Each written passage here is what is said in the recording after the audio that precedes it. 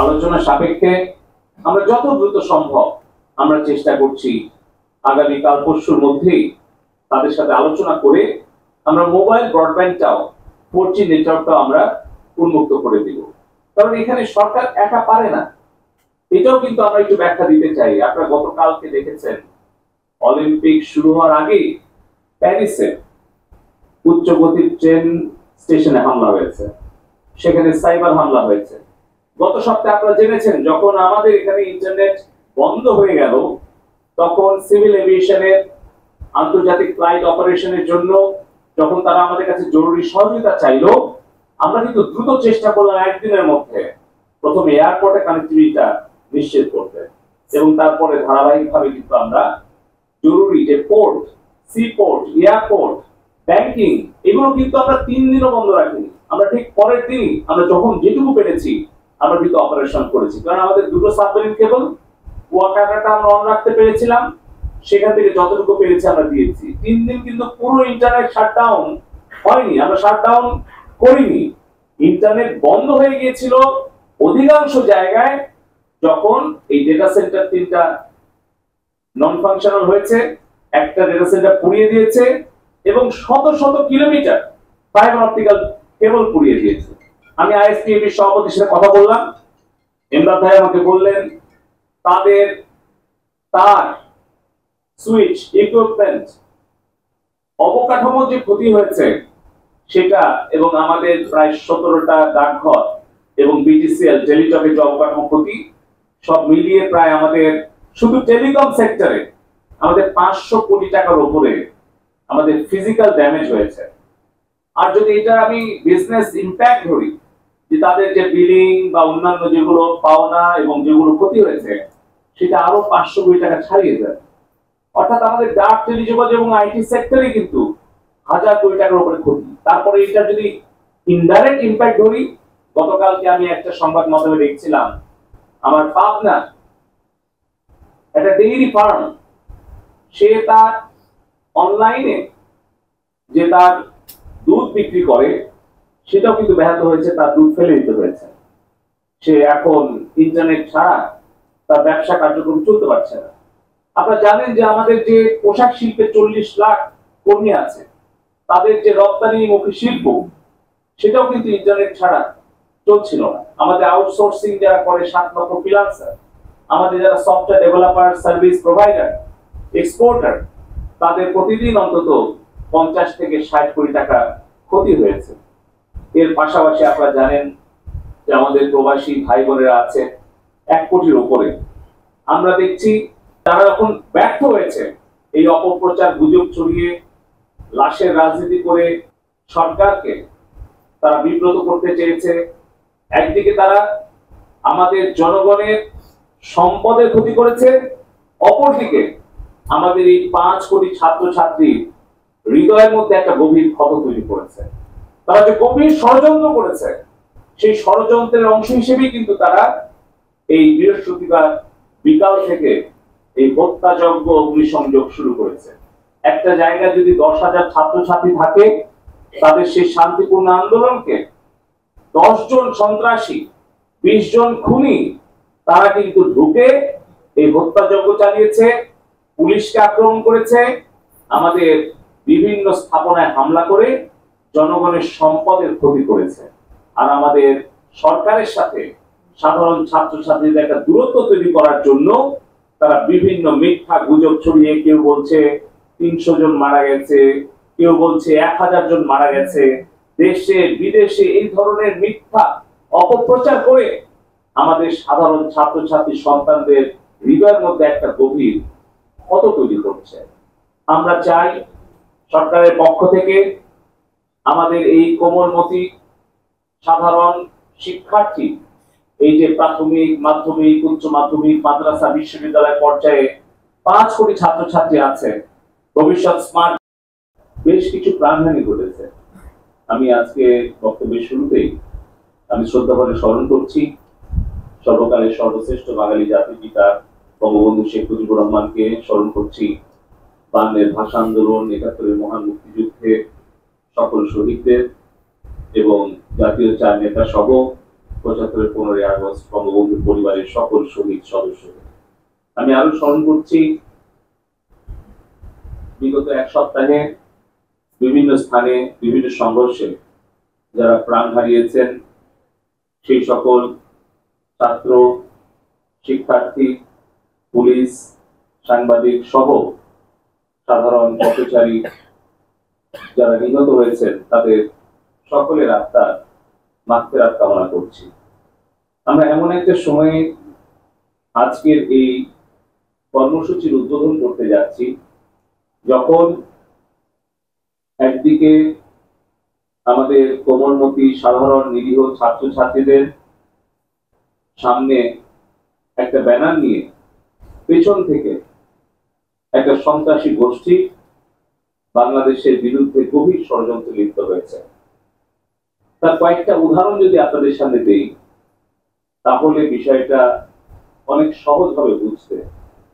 আপনাদের খেয়াল আছে যখন 2011-12 সালে যুদ্ধ অপরাধীদের বিচারের কার্যক্রম চলছিল, সেই সময়ে সারা দেশে এই ধরনেরই সন্ত্রাসী কার্যক্রম, অগ্নিসংযোগ, হামলা শুরু করেছিল জামাত, শিবির, বিএনপি, ছাত্রদল। 2013 সালে আপনাদের মনে আছে রাজধানীকে অচল করে দিয়ে সরকার পতনের আন্দোলনের নামে পুরো বাংলাদেশকে তারা সেই সময় একটা বিশৃঙ্খল অবস্থার মধ্যে নিয়ে গিয়েছিল। আমাদের সাংবাদিক বন্ধুদের নিশ্চয়ই মনে আছে তারা এমন অবিবেচক যে আমাদের পবিত্র কাবা শরীফের গিলাফ যখন পরিবর্তন করে সেখানে পড়ানো হয় সেই সময় কিন্তু আমাদের যারা আলেমগণ আছেন তারা কিন্তু সেই গিলাফটা হাতে নিয়ে তারা সেই গিলাফটা পরিবর্তনের জন্য যায়। সেই ছবিটা নিয়ে ফেসবুক এবং বিভিন্ন সামাজিক যোগাযোগ মাধ্যমে জামাত, ছাত্র শিবির এবং যুদ্ধ অপরাধীদের পক্ষে তারা মিথ্যা অপপ্রচার গুজব ছড়িয়েছিল যে সৌদি আরবে নাকি এই সকল জামাতের নেতা যুদ্ধ অপরাধীদের মুক্তির জন্য সৌদি আরবের মক্কা এবং মদিনায় আলেমগণ প্রতিবাদ করছে। নিশ্চয়ই আপনাদের স্মরণে আছে সেই ঘটনাগুলো। আপনাদের মনে আছে যে 14 সালে 15 সালে ঢাকা সহ বাংলাদেশের বিভিন্ন শহরে বিভিন্ন প্রান্তরে কিভাবে আমাদের আইন শৃঙ্খলা রক্ষাকারী বাহিনীর উপরে হামলা করা হয়, প্রকাশ্যে তাদেরকে হত্যা করা হয়। সেই একই ধরন আমরা কিন্তু দেখলাম 18 জুলাই বিকাল 3টা থেকে রাত 9টা পর্যন্ত পরিকল্পিতভাবে একটা শান্তিপূর্ণ যৌক্তিক ছাত্র আন্দোলনকে কিভাবে তারা সহিংস সন্ত্রাসী কার্যক্রমের হাতিয়ার হিসেবে তাদের রক্ষা কবচ হিসেবে ব্যবহার করলো। আমরা দেখেছি আমাদের মোবাইল নেটওয়ার্ক অপারেটরদের তথ্য উপাত্ত বিশ্লেষণ করে কিভাবে 18 জুলাই সকাল থেকে ঢাকা এবং ঢাকার পার্শ্ববর্তী বিশেষ করে ঢাকা উত্তরা, রামপুরা, মোহাম্মদপুর, ঢাকার পার্শ্ববর্তী যাত্রাবাড়ি, নারায়ণগঞ্জ, এইদিকে যেখানে শাহাবুদ্দিন সাহেব হামলা শিকার হয়েছিল, গাজীপুর, এই এরিয়াগুলোতে কিভাবে ঢাকার বাইরে মোবাইল ফোন সিম কার্ড নবাগত কিছু সিম কার্ডের আবির্ভাব ঘটে।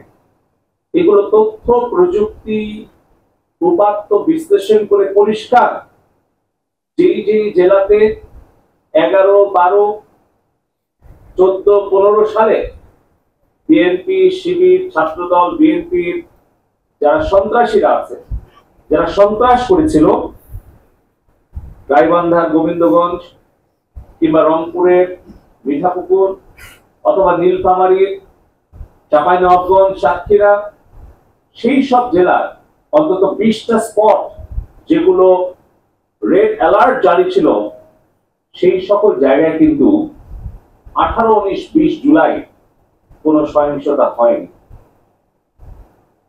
এবং সেই সকল এলাকার কিছু মোবাইল ফোন সিম সেখান থেকে তারা কিন্তু শিফট করে তারা কিন্তু এই ঢাকার যে প্রায় 10টা-15টা জায়গায় অতিরিক্ত প্রায় 50,000 থেকে 1 লক্ষ নতুন সিম কার্ডের আবির্ভাব ঘটে, এগুলোর তথ্যপাত্য এবং সূত্র বিশ্লেষণ করে দেখা যাচ্ছে সেই সকল এলাকার কিন্তু অনেক বিএনপি, ছাত্রদল, জামাত এবং শিবিরের চিহ্নিত তালিকাভুক্ত সন্ত্রাসীরা এই কয়েকদিন ঢাকামুখী ছিল এবং সেই সকল এলাকায় তারা অবস্থান গ্রহণ করেছে।